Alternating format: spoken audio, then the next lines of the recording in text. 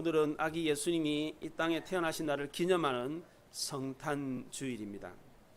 하나님의 아들 예수님은 남자를 모르는 동정녀의 몸을 통해서 유대 베들레헴 마구간에서 어린아이로 태어나셨습니다. 왜 하나님은 이 땅에 오실 때 어린아이의 모습으로 오셨습니까? 인간으로 오실 거라고 예언은 했는데 왜 하필이면 아기의 모습입니까? 아기의 모습으로 오면 훨씬 더 위험을 많이 감수해야만 합니다. 추위와 배고픔, 또 질병의 위험, 버림받으면 생존할 수 없는 이런 위험들이 있습니다.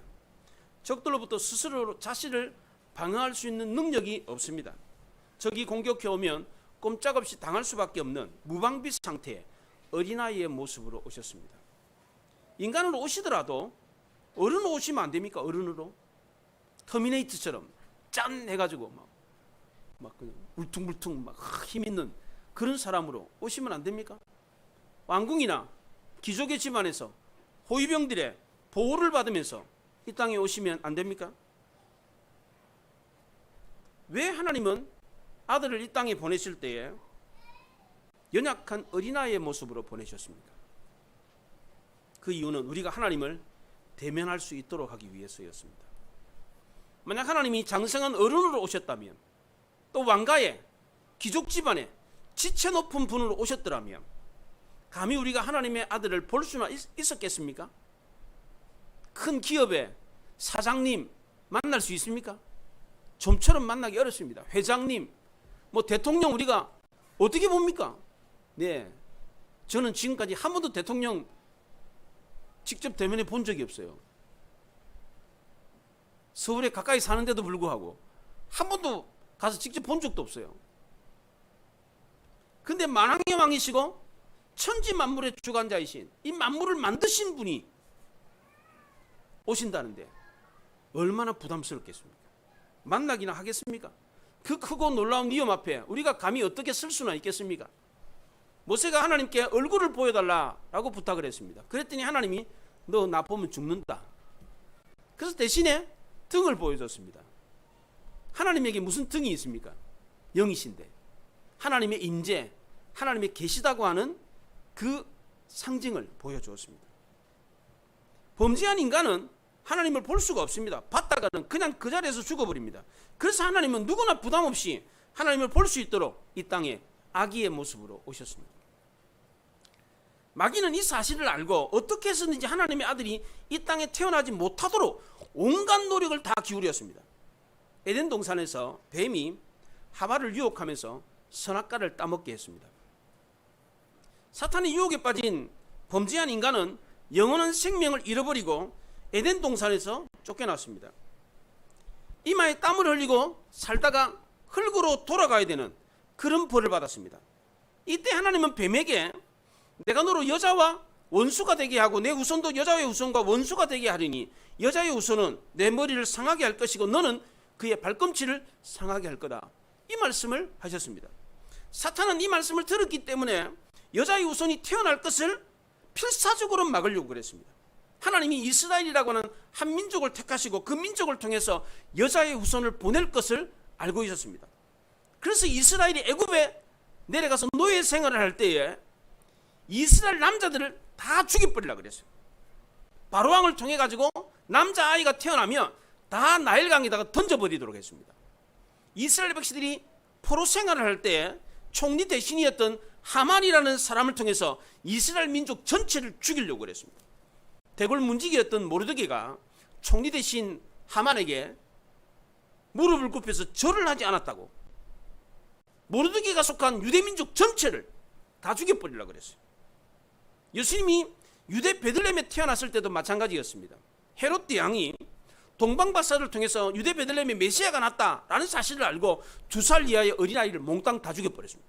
실제로 다 죽여버렸어요. 역사에 남아있습니다. 역사 기록에. 어떻게 이런 일이 있을 수 있습니까? 남자아이가 태어났다고 어떻게 그 아이들을 강에다 내던져 버립니까?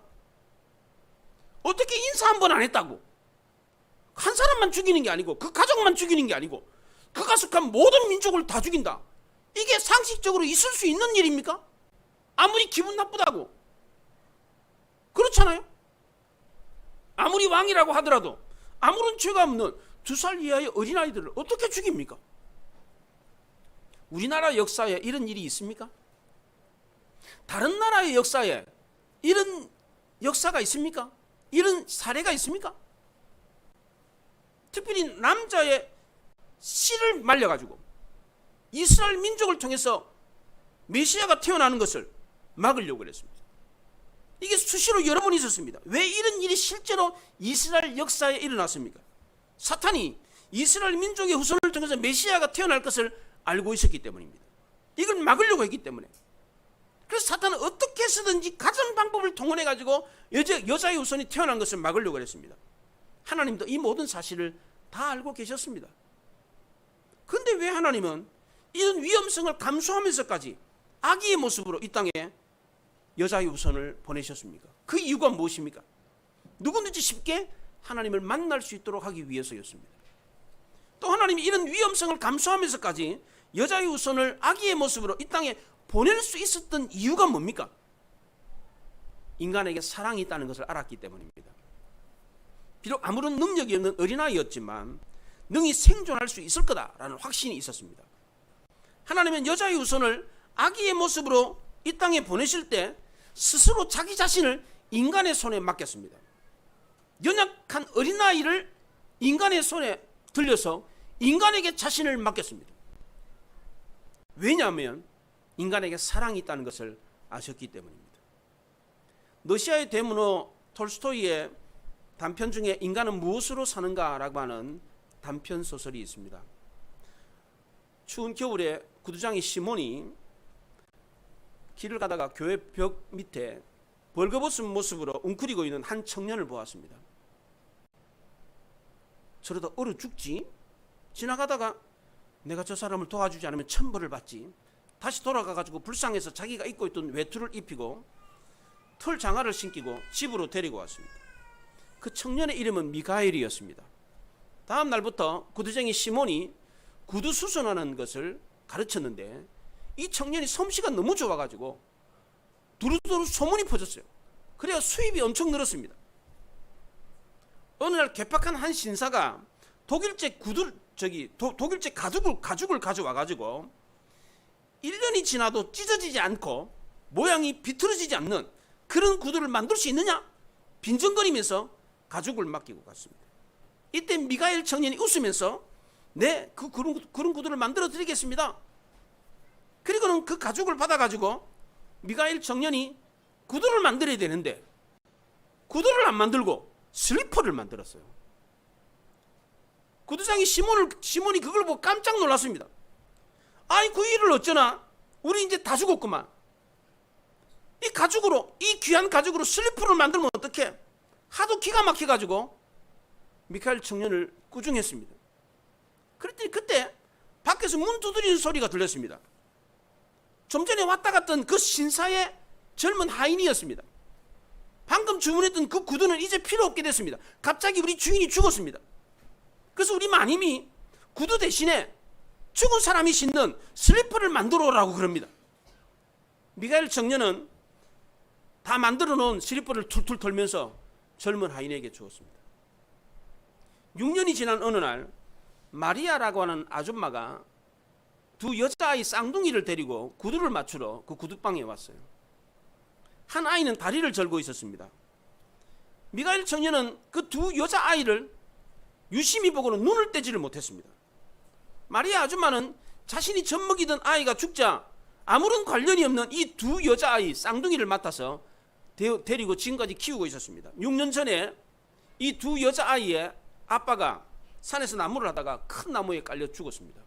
엄마도 이 두 여자아이 쌍둥이를 낳고 다음날 죽었습니다. 엄마가 죽으면서 너무 고통스러운 몸을 뒤척이다가 어린아이 다리를 덮쳤습니다. 그래서 어린아이 하나의 그 다리를 절게 된 것입니다. 다음날 마리아 아줌마가 그 집에 찾아가 봤더니 어머니가 싸늘한 시체가 되어 있었습니다. 여자아이 둘만 살아 있었는데 마을 사람들이 이걸 어쩌나 논의를 하다가 마리아 아줌마가 자기가 젖먹이던 아이가 죽었으니까 이 두 여자 쌍둥이 아이를 키웠으면 좋겠다. 그래서 마리아 아줌마가 이 두 여자아이를 키우게 되었습니다. 마리아 아줌마 두 여자아이가 구두를 맞추러 왔다가 돌아가고 난 뒤에 미카엘 청년의 몸에서 눈부신 광채가 빛났습니다. 미카엘 청년이 빙그레 웃으면서 제 몸에서 빛이 난 것은 지금까지 하나님의 벌을 받고 있었는데 오늘에서야 용서받았다는 증거입니다. 하나님은 저에게 쌍둥이를 낳는 산모의 영혼을 데려오라고 명령을 하셨습니다. 근데 여자가 그 아이 엄마가 저에게 애원을 하는 바람에 내가 죽으면 어떡합니까? 남편도 없는데 친척들도 없는데 이 아이들은 내가 죽으면 어떻게 삽니까? 제발 살려주십시오 라고 애원을 하는 바람에 미카엘 천사는 빈손으로 하늘로 올라갔습니다. 하나님께 벌을 받아서 세 가지 뜻을 알기 전까지는 하늘로 돌아올 수 없다 라고 해서 땅으로 내려왔습니다. 세 가지 뜻은 이겁니다. 사람의 마음속에는 무엇이 있는가?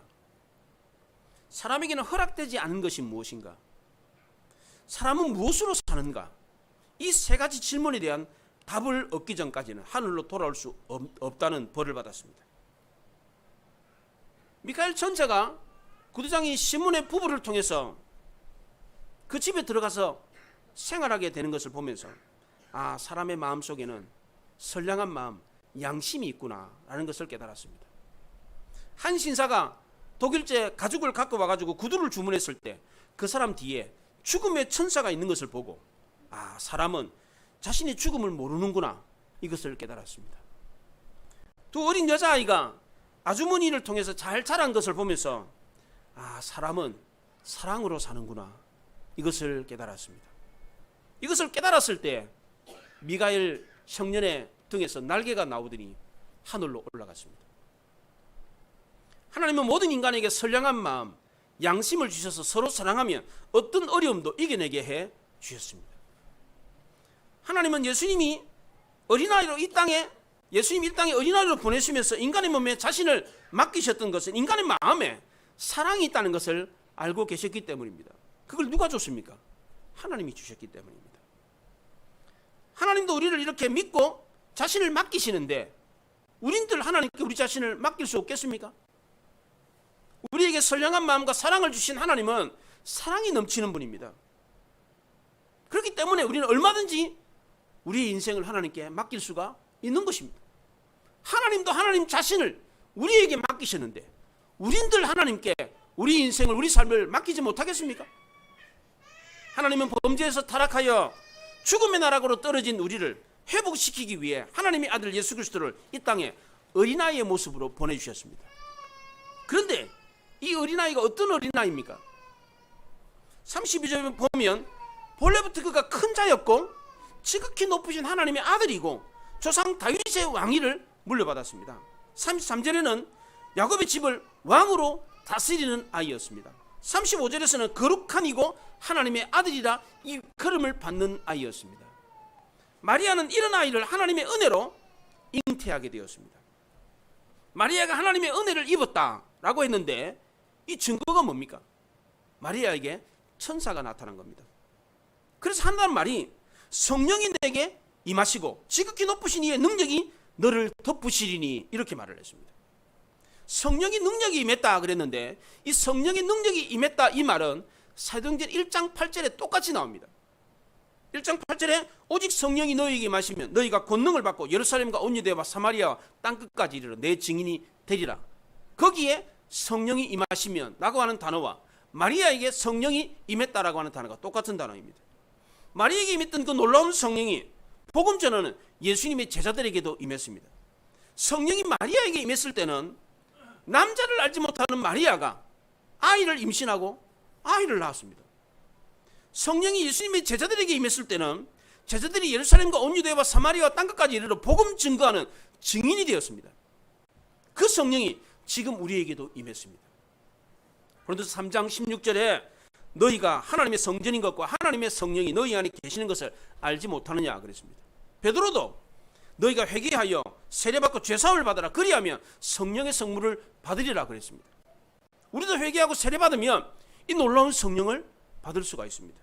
그렇기 때문에 우리도 우리를 통해서 마리아에게도 놀라운 일이 일어났고 예수님의 제자들에게도 놀라운 일이 일어났던 것처럼 우리에게도 이런 놀라운 일이 일어난다는 겁니다. 세상 사람들이 알지 못하는 놀라운 일이 우리를 통해서 일어난다는 겁니다. 우리가 담대히 세상을 향해서 복음을 증거하면 수많은 사람들이 주께로 돌아오는 놀라운 기적의 역사가 일어난다는 겁니다. 마리아가 하나님의 은혜를 입고 성령의 능력으로 아이를 잉태할 수 있었던 이유가 뭡니까? 첫째는 그녀에게 하나님의 은혜가 임했기 때문입니다. 30절에 마리아여 무서워하지 말라. 내가 하나님께 은혜를 입었느니라 그랬어요. 여기 은혜를 입었다는 말이 수동태로 되어 있습니다. 은혜는 무조건적으로 하나님께로부터 받는 것이지 내가 노력해서 얻는 게 아닙니다. 마리아는 전적인 하나님의 은혜가 임했기 때문에 성령으로 잉태할 수가 있었습니다. 두 번째로 마리아가 성령으로 잉태하여 아이를 가질 수 있었던 이유는 하나님의 말씀은 능치 못할 일이 없기 때문입니다. 37절에 대저 하나님의 모든 말씀은 능하지 못하심이 없느니라 그랬습니다. 하나님의 말씀에는 모든 것을 다 가능케 하는 힘이 있습니다. 그래서 하나님은 천지 만물을 뭘로 만드셨어요?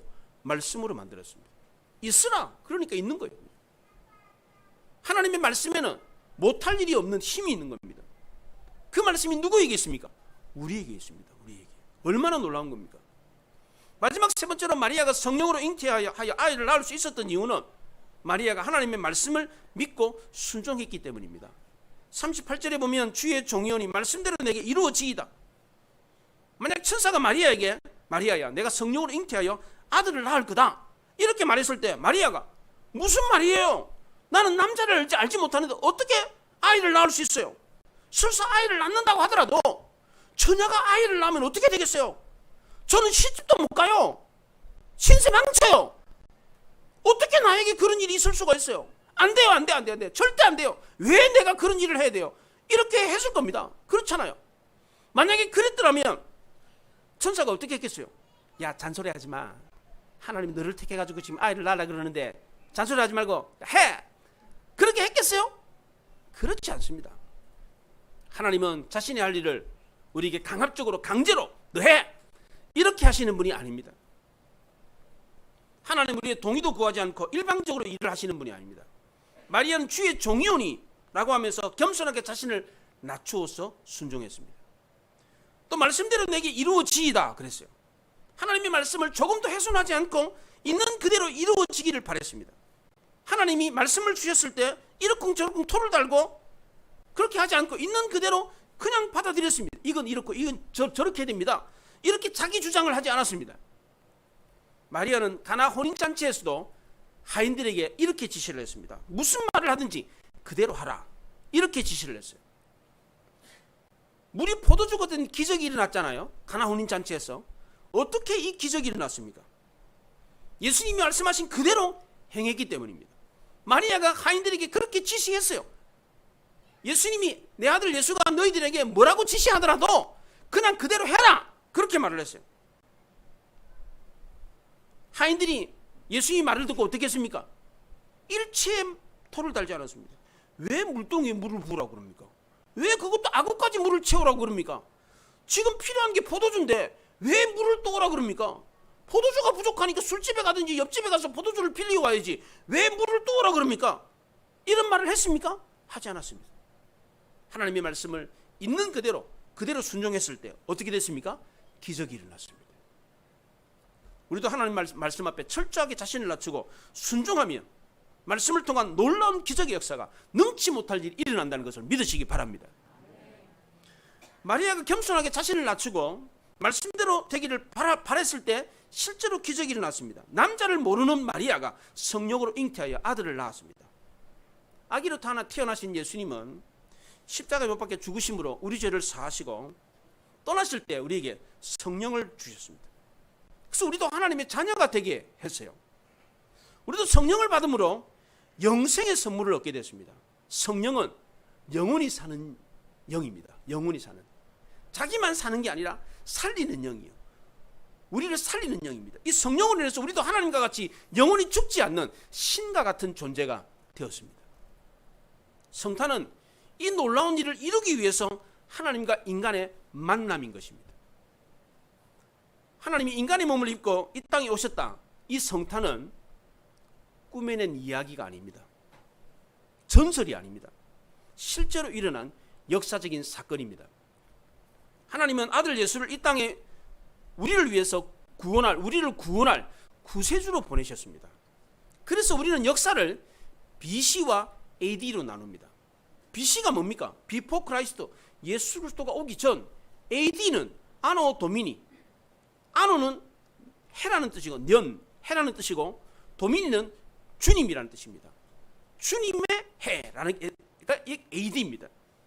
지금 우리가 쓰고 있는 역사는 주님이 오신 이후라는 뜻의 역사를 기록하고 있는 겁니다. 올해를 2022년이라고 합니다. 이게 무슨 뜻입니까? 정확하게 AD 2022년입니다. 이게 무슨 뜻입니까? 예수님이 오신 이후로 2022년이 지났다는 겁니다. 모든 역사가 이렇게 다 기록을 하고 있습니다. 역사라는 건 뭡니까? 실제로 일어난 일입니다. 실제로 일어난 일, 꾸미는 게 아니라 실제로 일어난 것, 그게 바로 역사입니다. 예수님이 오신 것이 역사적인 사실이기 때문에 역사가들은 역사의 기준을 다시 잡았습니다. 주님이 오신 이후부터 모든 나라의 역사가들은 인류의 역사 기록을 예수님이 오신 해를 기준으로 삼아서 역사를 기록하고 있습니다. 모든 나라가 지금 2022년 12월 25일이라고 합니다. 우리나라만 이렇게 합니까?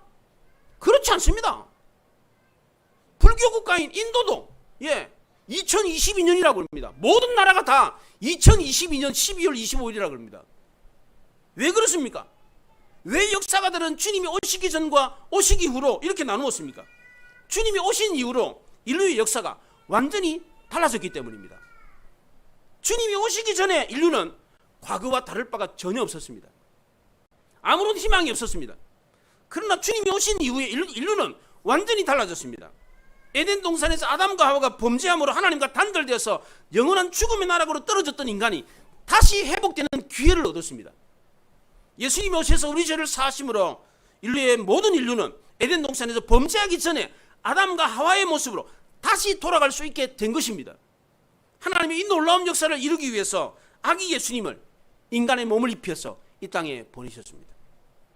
예수님 자신도 이 하나님의 뜻을 잘 알고 있었습니다. 그래서 요한복음 14장 3절에 너희를 위하여 거처를 예비하면 내가 다시 와서 너희를 내게로 영접하여 나 있는 곳에 너희도 있게 하리라. 예수님이 이 땅에 오신 목적은 우리를 하나님께로 다시 데려가기 위해서입니다. 이 땅에 다시 오시는 목적도 우리를 하나님께로 데려가서 영원히 살게 하기 위해서입니다. 이 놀라운 역사가 일어나는 순간이 바로 아들 예수님이 탄생하는 성탄이었습니다. 그럼 우리는 이 성탄절을 흥청망청 먹고 즐기는 그런 날로 지나가게 해서는 안 되는 겁니다. 인류 역사에서 이보다 더 놀랍고 더 감격스러운 날이 없습니다.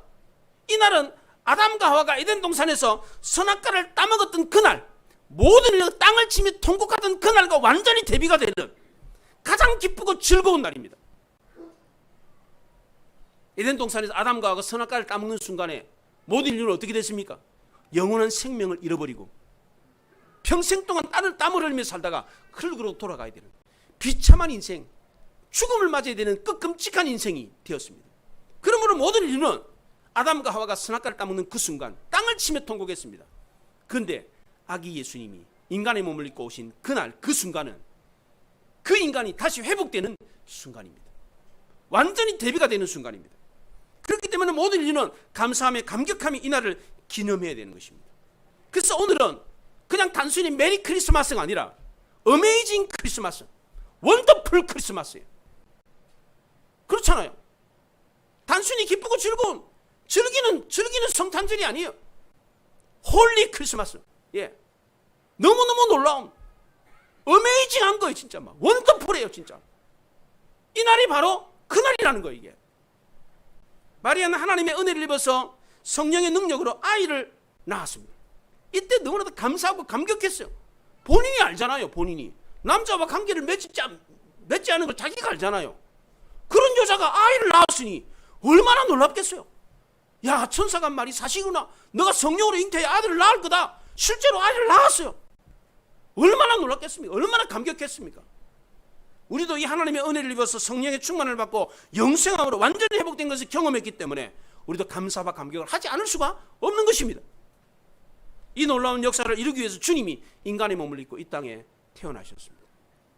주님이 인간의 몸을 입고 이 땅에 오심으로 우리는 다시 회복되어 에덴 동산에서 범죄하기 전에 아담과 하와의 모습으로 다시 돌아갈 수 있게 되었습니다. 이 놀라운 감사와 감격을 마음껏 즐기며 이 놀라운 사실을 주변의 많은 사람들에게 증거할 수 있기를 바랍니다. 그래서 우리를 통해서 수많은 사람들도 이 감사와 감격을 누릴 수 있기를 바랍니다. 우리 교회를 통해서 우리 주변의 많은 사람이 이 사실을 알고 주님께로 돌아와 하나님께 크게 영광을 돌리는 이 날이 될 수 있기를 바랍니다. 기도하겠습니다.